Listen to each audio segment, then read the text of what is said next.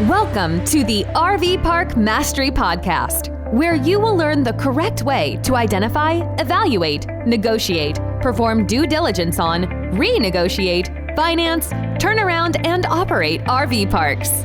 And now, here is your host, the fifth largest owner of RV and mobile home parks in the U.S., Frank Rolfe. They say there are two givens in life, death and taxes. Now, RV parks, they don't die, but they do have tax returns. And there's a whole lot you can tell about the tax returns and the access to the tax returns when you're looking at buying an RV park. This is Frank Rolfe, the RV Park Mastery Podcast. We're going to talk about tax returns.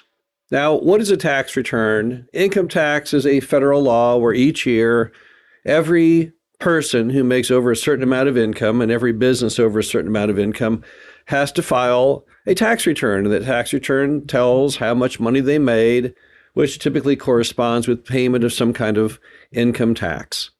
And if you lie on your tax returns, it's a big deal. It can be a felony. You can go to jail for it.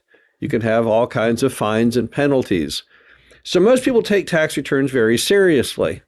And most people look at tax returns often as being the absolute ground zero to the fact that the numbers are accurate. Because most people who might tell a fib here or there, they won't typically lie on their tax returns.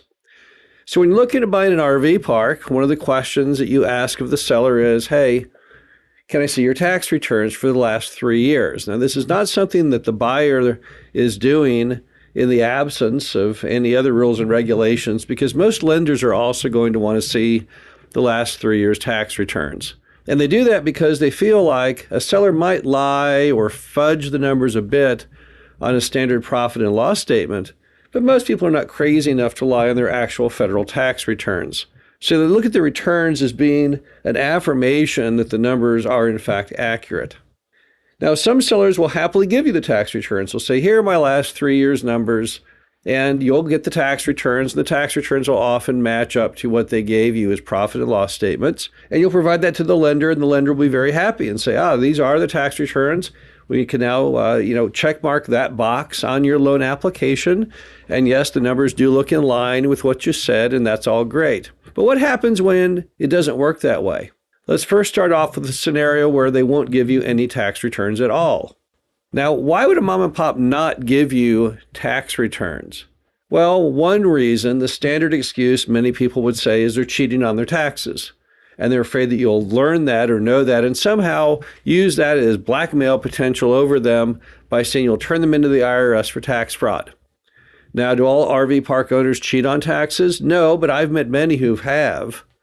I've met individuals who collect all of their rent in cash, pay all of their bills with money orders, and then report a ridiculously low amount of net income to the IRS. Maybe with a big old RV park, they might say they only make $1,000 a month when in actuality they might be making $10,000. So that's one possibility. But there's another possibility, which is that the tax returns just are completely erroneously inaccurate when compared to the profit and loss, and they won't support the numbers that they're giving you. So in that case, mom and pop, they want to sell the RV park really, really bad. They've got a buyer on the hook, but they realize when you say, let me see your tax returns, that they don't match. They don't line up in any possible way with what the numbers truly are. So instead of giving you Exhibit A of evidence that they're not giving you the correct estimates of net income, they instead conveniently say they won't give you the tax return. And often they'll make some excuse like, my attorney told me not to give it to you, or it's my policy not to give out my tax returns, or whatever the case may be. Now, when that happens, initially you have to push back and say, look, I have to have the tax returns in order to get the loan, because with many lenders, the answer is that you must. So you can then just segue from that and say, well, if you don't have tax returns that I can use, then I guess you're going to carry the financing, right? Because I can't get a loan without the tax returns. And often that's a handy tool, because the truth is that if you can't get the loan without the tax returns, they really have no choice but to carry the financing, or you can't buy the RV park. So that's a really good lever, a good tool to try and force a seller financing situation, because seller financing is, in fact, the best way to finance an RV park. So sometimes not having the tax returns is a good thing because it's a tool for you. But let's assume that they won't. They won't carry the financing. So now, can you go to the bank? Can you get a loan on an RV park in the absence of tax returns? Well, the answer is maybe. You may have a lender who will do it without the tax returns because he sees the property, you're buying it cheap enough that he has confidence that it's worth at least 70% of what you're paying or 80% of what you're paying after your down payment. So it is untrue if someone says it's impossible to obtain debt without a tax return, but it certainly makes it much more difficult. It also makes it much more risky for you, the buyer, because you don't really know exactly how much money it made. Now, one way you can try and figure or guess about the occupancy and if the revenue is true or not is to look at byproducts of people having RVs in the RV park. And one great byproduct of that is the use of electricity. Now, we all know that RVs in RV parks typically want to plug into a power source. And from that, we all know that we can make a rough estimate of what an RV would cost per day in power use. Sure, it's a ballpark. It's very rough, but it still is very beneficial to the buyer.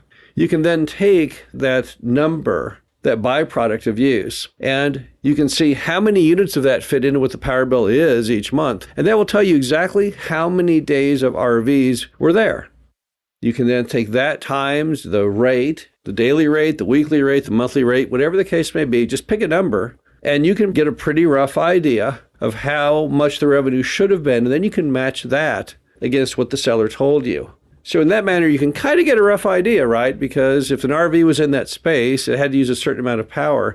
If there's no power used, if the power bill was zero for the month, then you know there was nobody in the RV park. If doing what I'm telling you gives you, let's say, 40 units, that means there were 40 days of RVs total in there. And let's say the price is $30 a day, then they should have revenue of $1,200 for the month. But if they tell you they have 7,000, it's clearly wrong. So we can try and extrapolate. We can kind of guess in that manner of what the revenue should be, even in the absence of tax returns.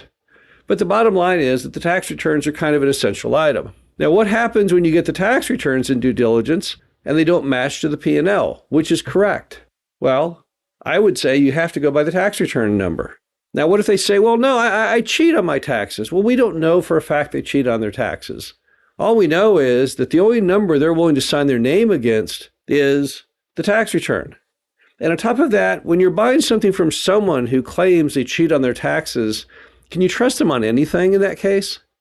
Ross Perot, the U.S. businessman, he's now dead, refused to do business with people who had affairs on their wives, who had been divorced, because he said if they couldn't trust them even in their marriage, how could he trust them in business? Kind of applicable here, right? So if someone says, well, no, I cheat the government all the time, I lie on my tax returns constantly. Well, what else are they lying about? The permit, the condition of the property, floodplain, who knows what? In a perfect world, the tax returns and the P&Ls all match. If the tax returns don't match the P&Ls, it can mean a lot of bad things going on. It's never a good sign. Can you maneuver around it? Yes. If, however, you are completely uncomfortable, though, by looking at the byproduct of use and just using common sense, then you should not go forward. And even if you want to go forward, many lenders will not allow you to go forward in the absence of seller financing because they will not be comfortable enough with it. Tax returns are a really big deal. When sellers tell you, oh, the tax returns, they don't mean much. No, actually, those tax returns are one of the most vital items you can receive in due diligence. That being said, you may be able to maneuver around it, but you definitely want to obtain, if you can, tax returns on any RV park you're looking at buying. This is Frank Rolfe, the RV Park Mastery Podcast. Hope you enjoyed this. Talk to you again soon. Thank you for listening to the RV Park Mastery Podcast. Be sure to visit us at www.rvparkmastery.com, where you can learn the correct way to identify, evaluate, negotiate, perform due diligence on, renegotiate, finance, turn around, and operate in RV parks.